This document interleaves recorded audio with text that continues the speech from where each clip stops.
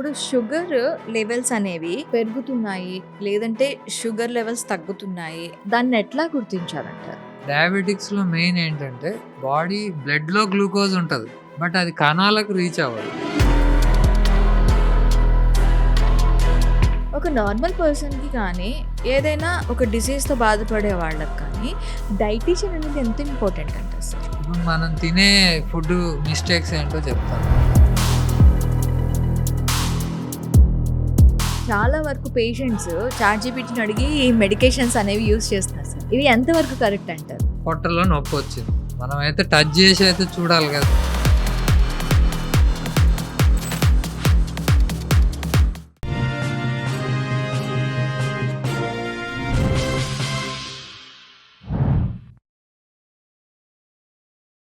నమస్తే. Welcome to social post. నేను మీ మాధురి. ఈరోజు మనతో పాటు ఉన్నారు doctor Sudheer Reddy, general physician. నమస్తే సార్. నమస్తే. సార్, ఇప్పుడు షుగర్ లెవెల్స్ అనేవి పెరుగుతున్నాయి, లేదంటే షుగర్ లెవెల్స్ తగ్గుతున్నాయి అని చెప్పి ఏవైనా మనకి బాడీ సైలెంట్ సిగ్నల్స్ ఇస్తుందా? దాన్ని ఎట్లా గుర్తించాలంటారు? ఇప్పుడు మీకు బాడీలో షుగర్ ఎక్కువైనప్పుడు ఏమవుతదంటే, ఈ షుగర్‌ని ఎక్స్‌క్రీట్ చేయడానికి you will pass urine multiple times. హ్మ్. ఎక్కువ సార్లు యూరిన్ వెళ్తారు. Okay. Especially night time. Okay. Night time ఇప్పుడు 1 ఆర్ 2 టైమ్స్ వెళ్ళడం ఈజ్ నార్మల్. బట్ అంతకంటే ఎక్కువ వెళ్ళడు. నెక్స్ట్ బాగా యూరిన్ పాస్ చేయడం వల్ల ఎక్కువ దాహం వేస్తది. నెక్స్ట్ డయాబెటిక్స్‌లో మెయిన్ ఏంటంటే బాడీ బ్లడ్‌లో గ్లూకోజ్ ఉంటది. బట్ అది కణాలకు రీచ్ అవ్వదు. సెల్స్‌కి రీచ్ అవ్వదు. ఓకే. దానివల్ల మీకు కంటిన్యూయస్‌గా ఆకలేస్తుంటది. ఓకే. అందుకే ఇప్పుడు మీరు ఎక్కడన్నా ఫంక్షన్‌కెళ్తే ఎవరైనా షుగర్ పేషెంట్లు ఉన్నారేమోనని 8, 9కే బ్రేక్‌ఫాస్ట్ పెట్టేస్తారు. అది ఎందుకు అనంటే వాళ్ళకి ఆకలేస్తది. ఆకలికి ఆగలేరు వాళ్ళు. హ్మ్. హ్మ్. అందరూ అనుకునేదేంది మెడిసిన్స్ మీద ఉన్నాడు కాబట్టి టైంకి తినాలంటారు. అది కాదు యాక్చువల్ రీజను. హ్మ్. డయాబెటిస్ ఉండడం వల్ల వాళ్ళకి ఎక్కువ ఆకలేస్తది. ఓకే. గ్లూకోజ్ ఉంది. ఎనఫ్ గ్లూకోజ్ బ్లడ్‌లో ఉంది. అది కణాలకు రీచ్ అవ్వదు. సెల్స్‌కి రీచ్ అవ్వదు. ఓకే. ఇన్సులిన్ లేకపోవడం వల్ల రీచ్ అవ్వదు. ఓకే. సో, అందువల్ల ఎక్కువ ఆకలేస్తది. అందుకని ఇప్పుడు కొంతమందికి బాయిల్స్ సెగ్గడ్డలంటారు. అలాంటివి అయితుంటాయి. షుగర్ సైలెంట్‌గా అవి అయితుంటాయి. ఓకే. అప్పుడు మేము డయాబెటిస్ ఉందా లేదా అని టెస్ట్ చేస్తే అప్పుడు డయాబెటిస్ బయటపడతది. ఫీమేల్స్‌కి కొద్దిగా 45, 50 ఏజ్ వచ్చినప్పుడు ఫ్రీక్వెంట్ యూరినరీ ట్రాక్ట్ ఇన్ఫెక్షన్స్ వస్తుంటాయి. హ్మ్. ఎందుకింత ఫ్రీక్వెంట్‌గా వస్తున్నాయని చెక్ చేస్తే అప్పుడు డయాబెటిస్ బయటపడ్డోళ్ళు కూడా ఉన్నారు. ఓహ్! యూటీఐ ఇన్ఫెక్షన్స్ మనకి డయాబెటిస్ వల్ల కూడా వస్తాయి. ఓకే. పలానా infections like urinary tract infections, herpes viral infections. కొంతమందికి ఇప్పుడు పోస్ట్ మెనోపాజల్ వుమెన్ ఉంటారు. వాళ్ళకేంటంటే వెజైనల్ క్యాండిడియాసిస్ అనేది వస్తది. Hmm. Because hmm. Of lack of estrogen vaginal pH అనేది మెయింటైన్ అవ్వదు. వెజైనల్ పీహెచ్ ఎసిడిక్ ఉంటది యంగ్ ఫీమేల్స్‌కి. ఎప్పుడైతే ఎసిడిక్ పీహెచ్ నుంచి ఆల్కలైన్ పీహెచ్‌కి వెళ్ళిపోతున్నారో వాళ్ళకి క్యాండిడియాసిస్ వస్తది. ఓకే. ఇప్పుడు ఏమంటారు వాళ్ళ సింప్టమ్స్ ఏంటంటే బాగా దురదగా ఉండడం, యూరిన్ ఎళ్ళినప్పుడు మల్టిపుల్ టైమ్స్ బర్నింగ్ ఉండడం, ఇలాంటి సింప్టమ్స్ చెప్పినప్పుడు మీరు ఇది డయాబెటిస్ రూల్ ఔట్ చేసుకోండి అని కూడా మేము చెప్తాం. సో, అట్లా హుహు. బయటపడతాయి. సో, ఓవరాల్‌గా కంక్లూడ్ చేయాలంటే హ్మ్. ఎక్కువ దాహం వేయడం, ఎక్కువ ఆకలేయడం, ఎక్కువ సార్లు యూరిన్‌కెళ్ళడం, యూరిన్ ఇన్ఫెక్షన్స్ రావడం ఇలాంటివి ఉన్నప్పుడు కూడా డయాబెటిస్ అనేది చెక్ చేయాలి. బాడీ మాస్ ఇండెక్స్ అనేది కరెక్ట్‌గా ఉన్నప్పటికి కూడా షుగర్ వచ్చే ఛాన్సెస్ ఎంతవరకు ఉంటాయి సార్? కొంతమంది మేము సన్నంగా ఉన్నాం, యాహ్! మాకు షుగర్ రాదు అంటారు.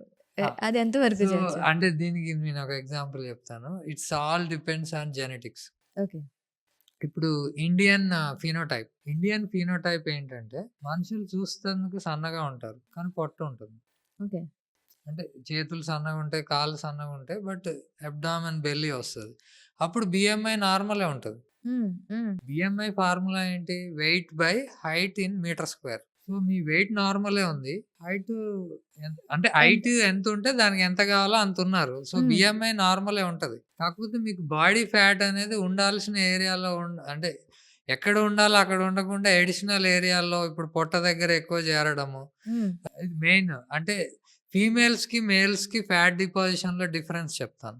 ఫీమేల్స్‌లో ఎక్కువ ఫ్యాట్ ఉంటే గనక వాళ్ళకి ఎక్కువ బటక్స్‌లో డిస్ట్రిబ్యూట్ అవుతది. Breast, thighs. దాని తర్వాత అబ్డామెన్‌కొస్తది. మేల్స్‌కి అలా గాదు. హ్మ్. మేల్స్‌కి ఏది తిన్నా డైరెక్ట్ అబ్డామెన్‌లోనే పొట్టొస్తది.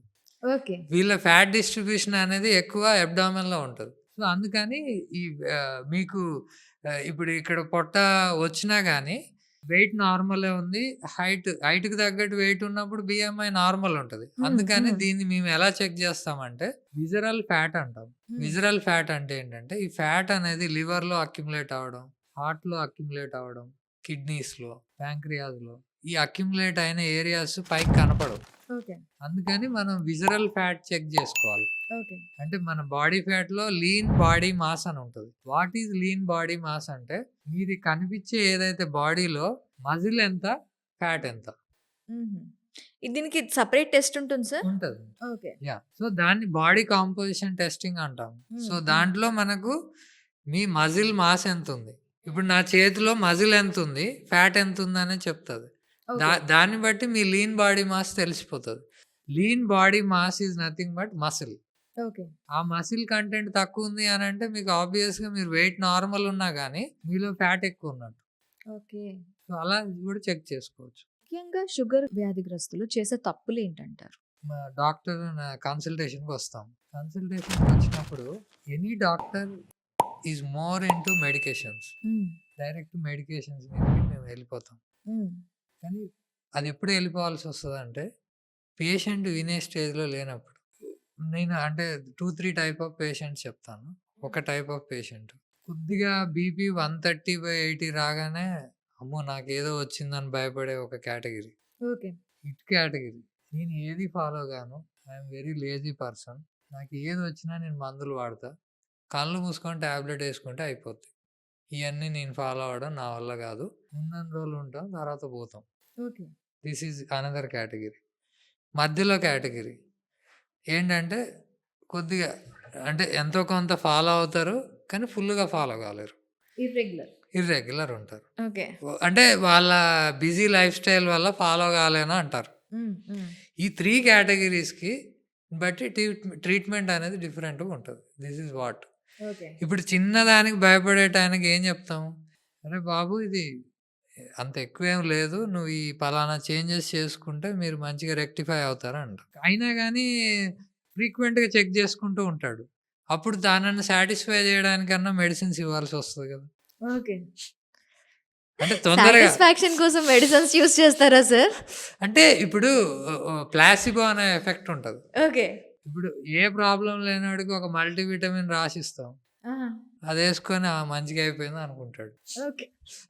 దీన్ని ప్లాసిబో అంటే ఎఫెక్ట్ అంటారు. ఈ టైప్ ఆఫ్ మైండ్ సెట్ వాళ్ళు కూడా ఉన్నారా అని? ఉంటారు.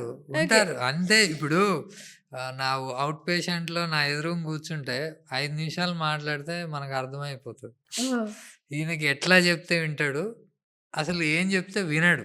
హ్మ్. హ్మ్. అలాంటోళ్ళు ఉంటారు. కాబట్టి లైఫ్ స్టైల్ చేంజెస్ ఎంత ఇంట్రెస్టింగ్‌గా ఫాలో అవుతారనే దాన్ని బట్టి మా ట్రీట్మెంట్ వేరీ అవుతది. పోనీ నేను 2 సార్లు చెప్తాను. మూడోసారి చెప్తాను. నాలుగోసారి గూడా ఆయన ఏం ఫాలో అవ్వట్లేడు. హ్మ్. నేనే చెప్తాను. ఇది నీ వల్ల అవ్వదు గానీ ఒక పని చెయి నువ్వు. ఈ ప్రాబ్లమ్‌కి నువ్వు ఈ మెడిసిన్ ఏసుకో అని చెప్పేస్తాను. నువ్వు ఫాలో అవ్వవు. అవుతా అంటావు గానీ ఫాలో అవ్వవు. ఈ మెడిసిన్స్ ఏసుకుంటే అట్‌లీస్ట్ మీ షుగర్ కంట్రోల్‌లో ఉంటదని కౌన్సిల్ చేసి పంపిస్తాం. సో, ఇప్పుడు నేనున్నాను. ఒక డైటీషియన్ దగ్గరికెళ్లి కలవమని నేను అంటాను ఒక డయాబెటిస్ పేషెంట్. పేషెంట్ ఎలా ఉంటాడంటే, నీకు మీకు కన్సల్టేషన్ ఫీస్ పే చేయాలి. డైటీషియన్‌కి పే చేయాలి. అదేదో మీరే చెప్పండి అంటాడు. ఓకే. ఇప్పుడు నేను ఐయామ్ ఎంత డాక్టర్ ప్రాక్టీస్ చేసినా గానీ, ఒక dietitian is a professional dietitian. ఏం తినాలి? ఏం తినకూడదు? ఎన్ని క్యాలరీస్ తినాలి? ఎన్ని ప్రోటీన్స్ తినాలనేది తను చెప్తారు గదా! ఇప్పుడు నా దగ్గర ఒక 500 పే చేసి, మళ్ళీ డైటీషియన్ దగ్గర గూడా ఇంకో పే చేయడానికి విల్లింగ్ ఉండరు. అవును. సో, కాకపోతే ఒక్క కన్సల్టేషన్ అనేది ఇట్ మే చేంజ్ యువర్ అంటే future. Future and life style. So, మీరు అడిగారు గదా! కామన్ చేసే మిస్టేక్స్ ఏంటని. హ్మ్. చిన్నటి దగ్గర హెజిటేట్ అవుతే you will land up in issues. ఒక కన్సల్టేషన్ పే చేసే దగ్గర హెజిటేషన్ తీసుకోవద్దు. హ్మ్. You should not land up in complications. ఒక నార్మల్ పర్సన్‌కి కానీ, ఏదైనా ఒక డిసీజ్‌తో బాధపడే వాళ్ళకి కానీ, డైటీషియన్ అనేది ఎంత ఇంపార్టెంట్ అంటారు సార్? సీ ఒక నార్మల్ పర్సన్‌కి, ఒక డిసీజ్ వచ్చినోళ్ళకి బోత్ డైటీషియన్ ఈజ్ ఇంపార్టెంట్. ఎందుకు డైటీషియన్ ఇంపార్టెంట్ అంటే, ఇప్పుడు మనం తినే ఫుడ్ మిస్టేక్స్ ఏంటో చెప్తాను నేను. హ్మ్. హ్మ్. ఇప్పుడు మనం మార్నింగ్ చేసుకునే బ్రేక్‌ఫాస్ట్‌లు, ఇడ్లీ, దోసలు అన్నీ రైస్ ఐటెమ్స్. మధ్యాహ్నం రైసే తింటాం. కర్రీ బావుందనుకోండి. పొట్ట నిండిందాక రైస్ ఏసుకొని తింటాం గదా! There hmm. Is no limit to the rice how much you are eating. అవును. అండ్ నైట్ గూడా అంతే గదా! పొట్ట ఆహ్, నిండే వరకు తింటాం. తినేస్తాం ఇప్పుడు ఫుల్. పొట్ట నిండినా తింటాం. ఆ! మిగిలిపోతే పారేయాలని. అదొకటి రీజన్ ఉంటది. ఇంకోటి ఇప్పుడు మీకు మార్నింగ్ హెవీ బ్రేక్‌ఫాస్ట్ జేశారు. హ్మ్. మీకు ఆకలేయట్లేదు లంచ్ హ్మ్. టైమ్. హ్మ్. తినాలి కాబట్టి తింటాం లంచ్ టైమ్. సో, అది this is what the difference is. మీరు పోనీ బ్రేక్‌ఫాస్ట్ ఎంత తినాలో అంత తింటే మీకు లంచ్ టైమ్ వరకు ఆకలేస్తది. అప్పుడు గూడా ఎంత తినాలో అంతే తినాలి గదా! హ్మ్. సో, అది కొన్ని అపోహలున్నాయి. ఏంటంటే ఇడ్లీ, దోస తింటేనే మంచి బ్రేక్‌ఫాస్ట్ అనేది. అట్లనేం గాదు. మీరొక బాయిల్డ్ ఎగ్గు, హ్మ్. ఒక బనానా, ఒక ఇడ్లీ, 2 ఇడ్లీలు తిన్నా ఇట్స్ ఎన్ హెల్తీ బ్రేక్‌ఫాస్ట్. హ్మ్. హ్మ్. ఇప్పుడు ఇళ్ళల్లో మదర్స్ ఎలా ఉంటారు? సన్నగా అయిపోతున్నావు తినేసేయ్ అని పెడతానే ఉంటారు. హ్మ్. సో, వాళ్ళకి తెలవక పెడుతున్నారు. కానీ మరి దాన్ని ఎవరు గైడ్ చేయాలి? ఇప్పుడు నేనంటే డాక్టర్ మా మదర్ పెట్టేటప్పుడు ఆగు, ఇది నాకు చాలు ఈ పూటకని నేను ఆపుతాను. ఇంకో నాన్ మెడికో అనుకోండి వాళ్ళకి తెలవదు. అవును. అలాంటోళ్ళని గైడ్ చేయడానికి డైటీషియన్ అయితే అవసరం. ఓకే. సో, అట్లా లిమిట్ చేస్తారు.